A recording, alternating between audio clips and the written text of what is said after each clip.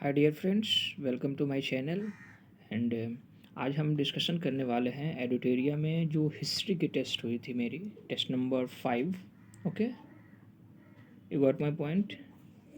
तो test number 5 की हम थोड़ा सा देखेंगे कॉपी को कि किस तरह से एडुटेरिया में इवैल्यूएशन हुआ है। ओके, तो आप इस सेशन में बने रहे। एंड फ्रेंड्स, आप चैनल पे नए हैं तो आप ज़रूर चैनल को सब्सक्राइब कर लीजिए, बिकॉज हम इस तरह के कॉपीज़ का और भी बहुत अधिक से अधिक मूल्यांकन करेंगे। फ्रेंड्स, मैंने ऑल इंडिया रैंक 53 2023 के टॉपर्स मोहन लाल सर की मैंने कॉपी को अपने चैनल पे अपलोड किया। इनफैक्ट आप देखेंगे कि उनकी लिखने की जो शैली है, आई मीन लिटरली देखा जाए तो बहुत ही उन्होंने जेन्युइन तरीके से और क्वेश्चन की डिमांड को उन्होंने पुट किया है। तो ऐसे में ये बहुत ही इम्पॉर्टेंट हो जाता है कि हम सब भी अगर लेखन शैली कर रहे हैं तो इनफैक्ट हमें उन चीज़ों को पुट करना और उन चीज़ों को सीखना, चाहे वो स्ट्रक्चरल फॉर्म हो या फिर कैसे हमें एग्जांपल्स पुट करने हैं। And it is very important. So आप उसको ज़रूर जाकर देखेंगे। एंड बहुत सारे कॉपियों का, जैसे मेरा कॉपी का एवेल्युएशन हुआ है, उसको हम एक एक करके देखेंगे। और फ्रेंड्स, आप ज़रूर इस चैनल को सब्सक्राइब कर लीजिए, बिकॉज़ इसमें बहुत ढेरों सारे यहाँ पे टॉपिक्स को आ, एक तरह से एनालाइज किया जाएगा। एंड यूपीएससी से रिगार्डिंग बहुत सारे चीज़ें आपको मिलेगी, जैसे सीसैट का पीवाई क्यूज़ तो चल ही रहा है एक तरफ। एंड और भी जो मेजर टॉपिक होंगे, राइट, वो यहाँ पे देखा जाएगा। सो फ्रेंड्स, आइए समझते हैं हम लोग। जैसे हिस्ट्री क्वेश्चन में सबसे पहला ही क्वेश्चन था, आप यहाँ देखेंगे तो 1935 का शासन अधिनियम के संदर्भ में यहाँ पे टिप्पणी करना था। ओके, तो जैसे मैंने क्या लिखा, 1935 भारत का शासन अधिनियम भारत के संविधान के क्रमिक विकास की सबसे महत्वपूर्ण सीढ़ी है, जिसे ब्रिटिश सरकार द्वारा पारित किया गया था। रफली मैंने यहाँ पे एक इंट्रो बना दिया। ओके, एंड फाइनली हम उसके मोटिव पे आ गए कि उसका उद्देश्य क्या है। जैसे अखिल भारतीय संघ की स्थापना करना, प्रांतीय स्वायत्तता की व्यवस्था हेतु सुरक्षा मुहैया कराना, एंड केंद्र में द्वैध शासन के सुरक्षा एवं उपाय करना। और भी कई मोटिव्स हैं, आप उसको लिख सकते हैं। बट ये क्वेश्चन 7 मार्क्स का है। ओके, तो 7-8 मार्क्स का है, तो इनफैक्ट आप उसी के अकॉर्डिंग यहाँ पुट करेंगे। 1935 भारत शासन अधिनियम के प्रमुख प्रावधान, ये इंपॉर्टेंट है बिकॉज हमसे क्वेश्चन में जो पूछा जा रहा है, स्पेशली देखा जाए अगर मेन बॉडीज़ की बात करें, आई मीन, तो ये इनफैक्ट ज़रूरी है। जैसे इस अधिनियम में 451 धाराएँ, 15 परिशिष्ट तथा 10 अनुसूचियाँ विद्यमान थी। ओके, दूसरा, इस एक्ट के द्वारा संघीय संस्थाओं की स्थापना की गई, जैसे भारतीय रिजर्व बैंक हुआ, संघीय न्यायालय हुआ, एक्सेट्रा। इस एक्ट द्वारा देशी रियासतों के लिए संघ में शामिल होना स्वैच्छिक था। ओके, तो ये हमने यहाँ पे 3 पॉइंट्स लिख दिया। एंड अगेन यहाँ पे मैंने पॉइंट्स फॉर्म, देखिए सबसे इम्पॉर्टेंट है कि जो जिसके बारे में आप लिख रहे हैं ना पॉइंट फॉर्म्स में, उसको 8 या 10 पॉइंट्स फॉर्म में समझा दीजिए। जैसे आप यहाँ देखेंगे तो केंद्र में द्वैध शासन प्रणाली अपनाया गया तथा कुछ आरक्षित विषयों पर अधिकार प्रदत्त किया गया। ब्रिटिश शक्तियों के अंतर्गत वायसराय को अब सीधे क्राउन का प्रतिनिधित्व माना गया। एंड प्रांतों में द्वैध शासन प्रणाली का अंत कर दिया गया। ओके, जैसे यहाँ पे मैंने कुछ पॉइंट्स को और ऐड किया है। एंड भारतीय परिषद की समाप्ति हुई, पृथक निर्वाचन प्रणाली का प्रसार। एंड फाइनली निष्कर्षतः 1935 का भारत शासन अधिनियम एक स्वतंत्र एवं संवैधानिक रूप प्राप्त किया, जिसका प्रतिफल संविधान बनाने में प्रदत्त हुआ। तो फाइनली यहाँ पे, और यहाँ पे आप देखेंगे तो 7 में 4 मार्क्स, तो ठीक है। मतलब कि आप से जो पूछा जा रहा है आप टू द पॉइंट लिखेंगे तो उतने मार्क्स आपको मिलने की पॉसिबिलिटी बढ़ भी जाती है। ओके फ्रेंड्स, एंड नेक्स्ट यहाँ पे क्वेश्चन था बंगाल विभाजन को लेकर था, राइट। बंगाल विभाजन की उपलब्धियों को लेकर ये क्वेश्चन था और उसकी सीमाओं को लेकर ये क्वेश्चन था। तो इसको थोड़ा सा हम लोग समझने का प्रयास करते हैं। जैसे इंट्रो में मैंने क्या लिखा, सबसे इम्पॉर्टेंट है, बंगाल विभाजन की प्रतिक्रिया में 1905 में स्वदेशी आंदोलन की शुरुआत हुई। स्वदेशी आंदोलन के अंतर्गत राजनीतिक उग्रवाद, क्रांतिवादी राष्ट्रवाद आदि की अवधारणा विकसित हुई। सिंपल वे आप यहाँ से कर सकते हैं। और भी कई तरह के आप इंट्रोडक्शन, बंगाल विभाजन से संबंधित आप यहाँ पे पुट कर सकते हैं। अब डायरेक्ट आपको आ जाना है उपलब्धियाँ पे। ओके, क्या क्या उपलब्धि है, जैसे स्वदेशी शिक्षा व्यवस्था, शिक्षा के क्षेत्र में शिक्षा व्यवस्था का विस्तार हेतु अनेक राष्ट्रीय विद्यालयों की स्थापना की गई, जैसे यहाँ पे पुट कर दीजिए। ओके, तो यहाँ पे टैगोर के शांति निकेतन की तर्ज पर बंगाल नेशनल कॉलेज अगस्त 1906 में राष्ट्रीय शिक्षा परिषद का एक तरह से देखेंगे यहाँ पे तो गठन हुआ, जिसमें उस समय के प्रसिद्ध व्यक्तित्व शामिल थे। ओके, जैसे यहाँ पे मैंने ये पॉइंट्स को नोट कर दिया। इसके अलावा आप यहाँ देखेंगे तो उद्योगों की स्थापना हुआ, जैसे अब 1905 में प्रथम औद्योगिक सम्मेलन हुआ। ओके, बंगाल में केमिकल स्टोर की स्थापना हुई। इसी तरह जब हम आगे बढ़ेंगे तो सामाजिक, यहाँ आप देखेंगे यहाँ पे सामाजिक उत्थान का प्रयास, फिर सांस्कृतिक क्षेत्र हुआ। ओके, तो ये हमने उसकी उपलब्धि को यहाँ पे दर्शा दिया। अब ये फ्रेंड्स फैक्चुअल है, यहाँ पे ये सब चीज़ें पॉइंट्स आपको पता होना चाहिए, आप तभी इसको लिख भी पाएंगे। एंड सीमाओं की बात करें तो महाराष्ट्र, पंजाब, दिल्ली, मद्रास, ये मैंने दिखा दिया कि यहाँ पे किन किन लोगों ने एक तरह से स्वदेशी आंदोलन को प्रमोट किया, तो यहाँ पे वो चीज़ें मैंने दिखा दिया। और फाइनली यहाँ पे मैंने कंक्लूजन लिख दिया। वस्तुतः स्वदेशी आंदोलन भारतीय राष्ट्रीय स्वतंत्रता संघर्ष का एक महत्वपूर्ण पड़ाव था, जो बंगाल के विभाजन के पश्चात शैक्षणिक आर्थिक हित हेतु आवश्यक माना गया या आवश्यक बना, और आगे भी जो आंदोलन होने वाले थे उसके लिए एक कहीं ना कहीं वो प्रिपेयर्ड होके उसको दिखाया भी। तो यहाँ भी मुझे 8 में 4 मार्क्स मिले हैं। ओके, नेक्स्ट क्वेश्चन की तरफ चलते हैं। जैसे नेक्स्ट क्वेश्चन में आप देखेंगे तो स्पेशली ये क्वेश्चन था एक तरह से 1858 का जो भारत शासन अधिनियम है उस पर टिप्पणी करना था।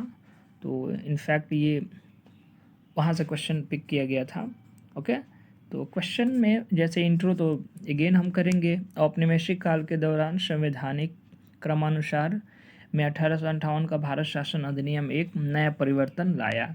ठीक है, मुख्य प्रावधान इसका जो है वो मेन बॉडीज़ में लिखना था। जैसे इस एक्ट को 1858 act for the better government of India की संज्ञा दी गई। ठीक है, इसके अलावा इस एक्ट के द्वारा भारत की समस्त सत्ता का हस्तांतरण महारानी के हाथों में कर दिया गया एंड भारत का शासन एक मंत्रिमंडल द्वारा चलाए जाने का निर्णय लिया गया।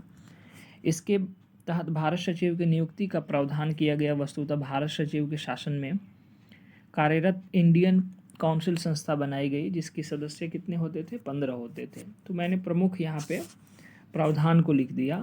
राइट, अब यहाँ पे आप देखेंगे तो इस एक्ट के द्वारा इस एक्ट के द्वारा ब्रिटेन में 2 कार्यकारी संस्थाएं बनाई गई थी, जिसे समाप्त कर दिया गया था, जैसे board of control and court of director. आपने कई दफ़ा इसको पढ़ा भी होगा। एंड फाइनली यहाँ पे मैंने 3-4 पॉइंट्स को और दिखाया। एंड फाइनली आप देखिए यहाँ पे लिखा गया है निष्कर्ष अवश्य लिखे, इसलिए मुझे 8 में ना ये 3.5 मार्क्स यहाँ पे वो लोग दिए हैं। अगर निष्कर्ष यहाँ अगर मैं लिखता तो इनफैक्ट यहाँ पे भी 4 मार्क्स मिलने की संभावना थी। सो फ्रेंड्स, मैं ये कहना चाहता हूँ कि निष्कर्ष इम्पॉर्टेंट है। निष्कर्ष से आपके 0.5 मार्क्स भी अगर कट कर रहे हैं तो आप समझिए कि आप अगर 10 क्वेश्चन भी लिख रहे हैं तो इनफैक्ट वो कहीं ना कहीं उसकी वो मार्क्स के लिए बहुत इम्पॉर्टेंट है। 1 मार्क्स 2 मार्क्स तो बहुत इम्पॉर्टेंट हो जाता है। सो फ्रेंड्स, लिखना चाहिए। मैंने जो गलती किया, बट मेरे और भी बहुत सारे क्वेश्चन हैं, उसमें मैंने निष्कर्ष को अवश्य लिखा। ओके, नेक्स्ट क्वेश्चन की तरफ बढ़ते हैं। जैसे आप यहाँ देखेंगे, जैसे डॉक्टर भीमराव अंबेडकर के संदर्भ में लिखना था उन्होंने, महत्वपूर्ण जो उन्होंने अभियान दिया और ख़ासकर वुमेंस को लेकर, तो वो उस पर लिखना था। तो आप यहाँ देखेंगे कि जैसे इसमें बहुत सारा डेटा और लिखा जा सकता था, बट मैंने यहाँ पे थोड़ा सा इजी वे में इसको संक्षिप्त में लिख के मैं फिर आगे बढ़ गया। जैसे भीमराव अंबेडकर द्वारा देश के वंचित एवं आर्थिक रूप से शोषित नागरिकों हेतु विशेष योगदान दिया गया। ठीक है, मतलब जिससे भारतीय संविधान में समानता सामाजिक न्याय एवं स्वतंत्रता बंधुत्व सुनिश्चित है। अब जैसे अस्पृश्यता के खिलाफ उन्होंने क्या क्या अभियान किया था, आरक्षण नीति को लेकर क्या क्या किया था, इनफैक्ट वो यहाँ पे मैंने 2-3 पॉइंट्स में समझाने का प्रयास किया है आरक्षण नीति को लेकर।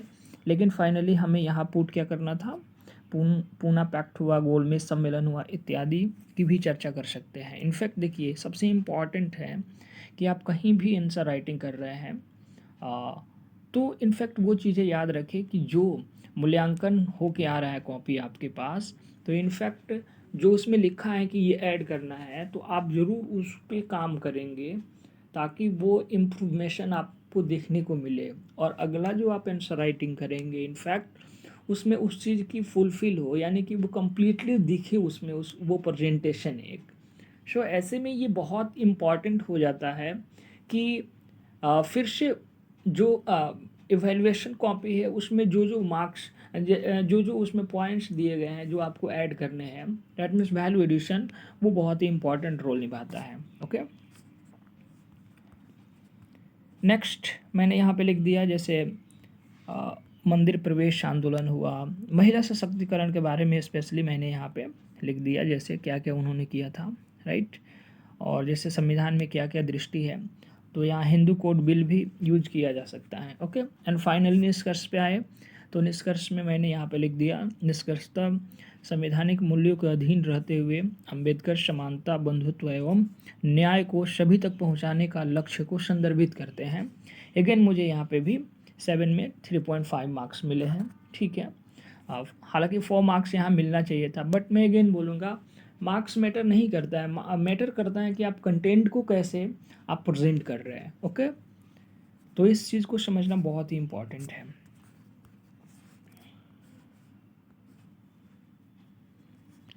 नेक्स्ट क्वेश्चन की तरफ चलते हैं। तो नेक्स्ट क्वेश्चन है आपका जैसे नेहरू को लेकर था, जैसे स्पेशली जो उनकी मॉडल थी, जो पॉलिसी विदेशी फॉरेन पॉलिसी थी उसको लेकर क्वेश्चन था, राइट। तो आप देखेंगे यहाँ पे कि नेहरू जी द्वारा राष्ट्रवाद, अंतर्राष्ट्रवाद, मानवतावाद, सामाजिक संरचना तथा विज्ञान प्रणाली का विचार आदि इनकी सर्वश्रेष्ठ महत्ता को संदर्भित करता है। रफली यहाँ पे आप इस तरह से दे सकते हैं। देखिए कई कंपोनेंट्स हो सकते हैं इंट्रोडक्शन में, ज़रूरी नहीं कि एक ही चीज़ को हम इंट्रो में उसको पुट करें। ओके, इनडायरेक्ट मैंने यहाँ पे चुनौती दिखाने का प्रयास किया। जैसे चुनौती में आप स्ट्रक्चर फॉर्म के रूप में जब यहाँ पे लिखते हैं ना तो थोड़ा सा इफेक्टिव भी लगता है। जैसे औद्योगिक एवं कृषि विकास, ये उस समय की चैलेंजेस थी। ओके, राष्ट्रीय एकता एवं अखंडता हुआ, गरीबी एवं बेरोजगारी हुआ, निरक्षरता हुआ, खाद्यान्न संकट, आधारभूत संरचना का अभाव, स्वतंत्र विदेशी नीति बनाना एंड राष्ट्रीय एकता एवं अखंडता। तो इनफैक्ट मैंने यहाँ पे ये दिखा दिया। वस्तुतः उपरोक्त चुनौतियाँ नेहरू के समक्ष विद्यमान थी जो आधुनिक भारत के विकास में बाधाएं उत्पन्न करती है, जिसका अनुसरण वर्तमान संदर्भों में भी संकलित है। तो इनफैक्ट इस तरह कई सारे चैलेंजेस तो अभी प्रेजेंट टाइम में भी आपको देखने को मिलेगा। ओके, एंड अगेन मैंने यहाँ पे आप यहाँ देखेंगे तो नेहरू द्वारा विदेश नीति चलाया गया जो भारत के लिए एक नए युग का आरंभ किया, उनकी फॉरेन पॉलिसी एंड गुट निरपेक्ष की नीति को मैंने यहाँ पे पुट करने का प्रयास किया। तो इसमें कई सारे पॉइंट्स मैंने यहाँ पे ऐड किए। जैसे द्वितीय विश्व युद्ध के बाद विश्व राजनीति का 2 पृथक रूपों में विभाजन हो चुका था। जैसे आपको पता ही है कि सेकेंड वर्ल्ड वार में यूएसएसआर एंड यूएसए 2 ही ये कंट्रीज़ था जो पूरा डिवाइडेशन हुआ था एंड चल रहा था पूरी वर्ल्ड वार। तो यहाँ पे देखेंगे आप सोवियत संघ एवं पूंजीवाद, यूएसएसआर एंड आप देखेंगे इधर तो यूएस। वस्तुतः नेहरू द्वारा किसी भी ध्रुव पर न जाने का निर्णय लिया गया तथा स्वतंत्र नीति गुट निरपेक्ष की स्थापना हुई।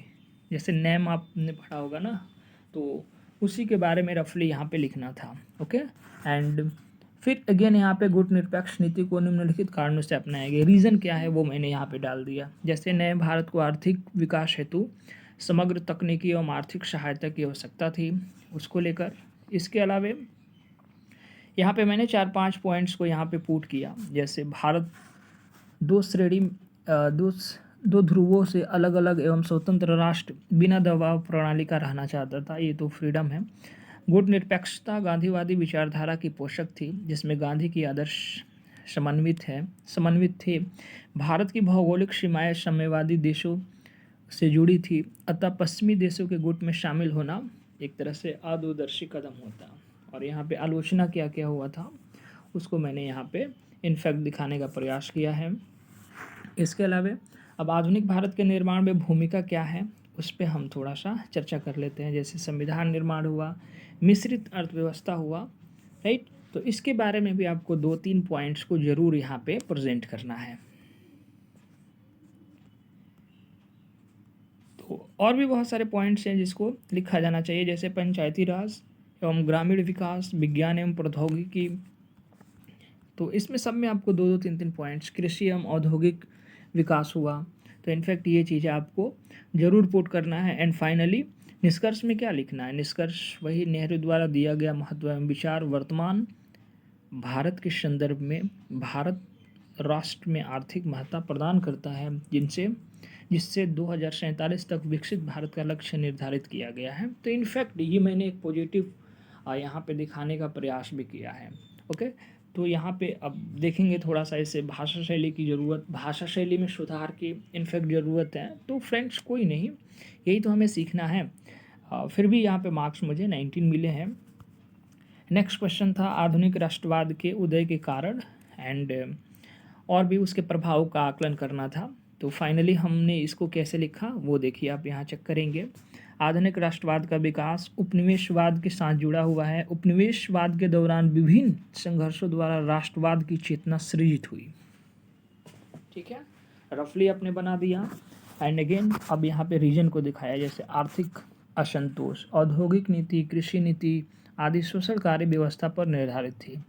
विदेशी अधिपत्य, जैसे ब्रिटिश शासन का विदेशी चरित्र, ब्रिटिश शासन का प्रत्यक्ष या अप्रत्यक्ष शासन, भारतीयों एवं ब्रिटिश के हितों में परस्पर टकराव। तो ये कई चीज़ें आपको देखने को मिलेगा जो एक तरह से आधुनिक राष्ट्रवाद के विकास की अवधारणा को प्रस्तुत करता है। नेक्स्ट आप देखेंगे यहाँ पे फ्रेंड्स, तो प्रशासनिक एवं आर्थिक एकीकरण में मैंने 2-3 पॉइंट्स को लिख दिया। पाश्चात्य शिक्षा को लेकर यहाँ पे जैसे स्वतंत्रता, समानता, प्रतिनिधित्व, प्रेस एवं साहित्य को लेकर मैंने यहाँ पे 2-3 पॉइंट्स को ऐड किया। एंड फाइनली आप देखेंगे जैसे सामाजिक भेदभाव के रूप में भी राजा राम मोहन राय के द्वारा या फिर दयानंद सरस्वती हुए, विवेकानंद हुए, तो ऐसे कई लोगों ने जो है वो ये सामाजिक भेदभाव को लेकर अपना एक तरह से उद्देश्य दिया। और फाइनली जैसे लीटन और कर्जन की जो नीतियाँ थी उसको भी मैंने यहाँ पे पुट किया, जैसे लीटन का इधर है, कर्जन का इधर है। ओके, एंड इसके प्रभाव को मैंने यहाँ दिखाने का प्रयास किया। तो प्रभाव पॉजिटिव और निगेटिव दोनों मैंने यहाँ दिखाया। जैसे भारत में राष्ट्रवाद के विकास में अहम योगदान, भारत में राजनीतिक सांस्कृतिक एकता प्रबल हुई, सामाजिक सुधार, स्वदेशी आदि को बढ़ावा देना, पश्चिमी सभ्यता के विचार मूल्यों आदि से प्रभावित होना, ठीक है, संविधान के निर्माण में सहायक। तो ऐसे कई पॉइंट्स जो है वो आप यहाँ पे सकारात्मक रूप में दिखा भी सकते हैं। ओके, नकारात्मक पक्ष में भी आपको लिखने की आवश्यकता है। तो नकारात्मक प्रभाव में भी यहाँ पे मैंने 4-5 पॉइंट्स को लिख दिया। और फाइनली हम यहाँ पे आ गए हम यहाँ पे निष्कर्ष पे। ओके, और अगेन यहाँ पे मुझे 38 में आप देखेंगे 18.5 मार्क्स मिला। तो फ्रेंड्स हमें इससे क्या लर्न करना है? तो यदि आप भी अगर आंसर राइटिंग कर रहे हैं इनफैक्ट, या फिर आप 71 बीपीएससी की आप अगर प्रिपरेशन कर रहे हैं, तो आप भी इस तरह के आंसर राइटिंग्स को शुरू कर दीजिए लिखना। और बहुत चीज़ें हैं जो आपको इस कॉपी के एवेल्युएशन से मिलेगा इनफैक्ट, और लिखने का प्रयास जो है वो सदैव जारी रखें। तो फ्रेंड्स आप ज़रूर इस चैनल को सब्सक्राइब कर लीजिए। यहाँ पे बहुत सारे कॉपीज़ हैं और उसका भी हम लोग देखेंगे, निबंध को लेकर देखेंगे एंड स्टैटिक्स पोर्शन को लेकर भी देखेंगे, खासकर जो 72 मार्क्स के आते हैं उस पर भी हम बात करेंगे। और साइंस एंड टेक्नोलॉजी का भी क्वेश्चन देखेंगे हम, पॉलिटी का भी देखेंगे, हिस्ट्री का भी देखेंगे, आर्ट एंड कल्चर का भी देखेंगे। तो कई सारे ऐसे कॉपीज़ का इवैल्यूएशन हुआ है मेरी कॉपी का, तो इनफैक्ट उसको हम देखने का प्रयास करेंगे। एंड यहाँ पे और भी बहुत सारे टॉपर्स के जैसे यूपीएससी के रिगार्डिंग उसकी उनकी भी कॉपी की जो है वो एक तरह से एनालाइज करेंगे, और जो उन्होंने लिखा है, जैसे विज़न की बात करें, फोरम आईएएस की बात करें, तो एटलीस्ट हम लोग वहाँ पे भी थोड़ा सा समझने का प्रयास करेंगे। तो फ्रेंड्स, अभी से आप यदि 17th बीपीएससी मेंस की एक तरह से लिख रहे हैं, आप उसको मेंस का अगर तैयारी कर रहे हैं, तो इनफैक्ट आप देखिए कि किस तरह से आपको इन्हेंस करना है एंड लिखने की शैली को डेवलप करना है। एंड अगेन मैं बोलूँगा कि 71st बीपीएससी के लिए जो भी कैंडिडेट यदि प्रिपरेशन कर रहे हैं, तो ज़रूर वो मेंस को ध्यान में रख कर करें, बिकॉज टाइम बहुत आपको कम मिलता है। तो आप ज़रूर इन चीज़ों को आप अपने साथ लेकर चले एंड होपफुली डेडिकेट करें, और पूरी कंसिस्टेंसी एंड डिसिप्लिन के साथ ऐसे ही अपनी प्रिपरेशन को जारी रखें। Thank you.